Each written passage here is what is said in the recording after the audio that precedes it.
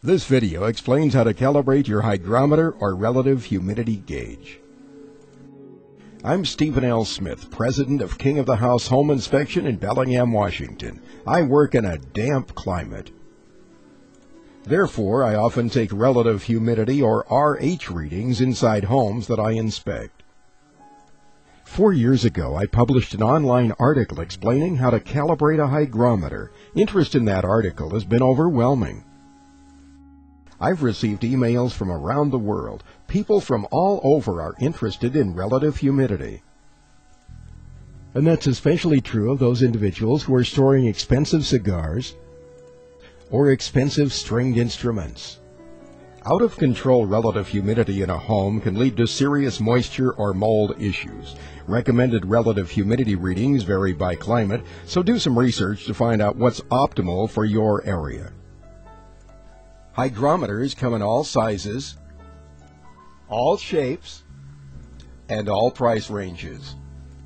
To calibrate a hygrometer, you need to mix a 75% solution and build a simple relative humidity chamber.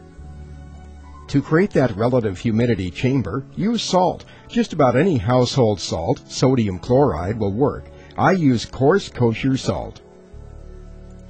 Next, obtain a vessel in which to mix the chemicals. I cut the bottom off of a plastic jar or a yogurt container. Since there's a sensor built into my hygrometer, I also cut a notch in the side of the vessel. The notch will hold the sensor over the mixture without any risk of the sensor getting wet. You want moisture in the air, not water on the sensor. Put your chemical of choice, the salt, in the vessel. You don't need a lot. I estimate that 3 to 4 tablespoons will do. Next, you need water, preferably distilled water, but I find that tap water works just fine. People always ask me how much water they should add. The answer is not too much, maybe a tablespoon or a bit more, but add it gradually to create slurry. You do not want to dissolve the salt. For the proper chemical reaction, you need both solid and liquid. This looks just about right. Water's apparent, but you can still see the salt crystals. If you touch it, it should have the consistency of a snow cone. Remember, a dry solid will not work, and all liquid will not work either. Now let's look at a way to calibrate any hygrometer. First, obtain a clear plastic Ziploc bag. Seal that bag with the hygrometer and the salt mixture inside and wait 12 hours for the relative humidity to stabilize. Basic physics assures us that 75% RH will be generated. Room temperature is not critical either, but try to keep the temperature between 60 and 80 degrees Fahrenheit. This hygrometer is on its way to a reading of 75% relative humidity. Most affordable hygrometers are not precise, but they're accurate to within about 5%. If you have a simple mechanical hygrometer, once you check this 75% reading, you might be done here. Simply figure out the correction factor. For example, if the device reads 62% when the RH is 75%, then it's too low by 18%, and that should be taken into account. If you have a more sophisticated instrument, you'll probably also want to calibrate at 33% or 32.8% to be specific. The process is the same as was described before, except you need a different salt. Magnesium chloride is used for the 33% solution, and it can be purchased on eBay.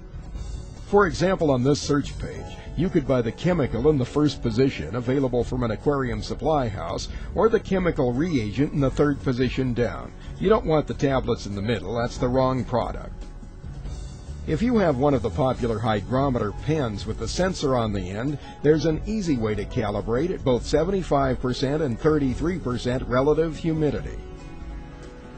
Find 2 small plastic or glass jars with plastic lids that screw into place. Cut round holes in the lids.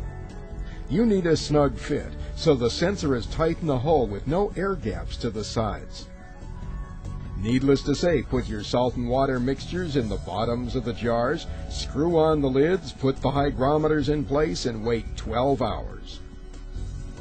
This hygrometer's right on and doesn't even need to be calibrated. With 2 instruments and 2 humidity chambers, you can swap the hygrometers back and forth for double-checking accuracy. Just give an instrument 40 minutes to stabilize after moving it from one chamber to another. If you have an instrument that's off, not recognizing 75% or 33%, then calibrate the instrument using the manufacturer's instructions. I'm Stephen L. Smith, President of King of the House Home Inspection in Bellingham, Washington. I hope that this narrated slide presentation has helped you better understand this calibration procedure. King of the House Home Inspection serves the Pacific Northwest region of Washington State, Whatcom, Skagit, and Island counties. I'm a member of the Washington State Home Inspector Licensing Board, lead instructor of home inspection at Bellingham Technical College, and I'm Washington State Licensed Home Inspector number 207 and a state licensed structural pest inspector. If you'd like to review any of this information in detail, please visit my website, www.kingofthehouse.com.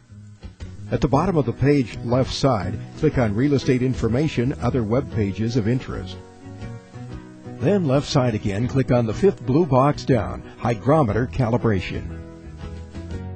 And that'll take you to the original article. If you believe that this information on calibrating hygrometers would be of interest to a friend, I'd appreciate it if you'd share the link.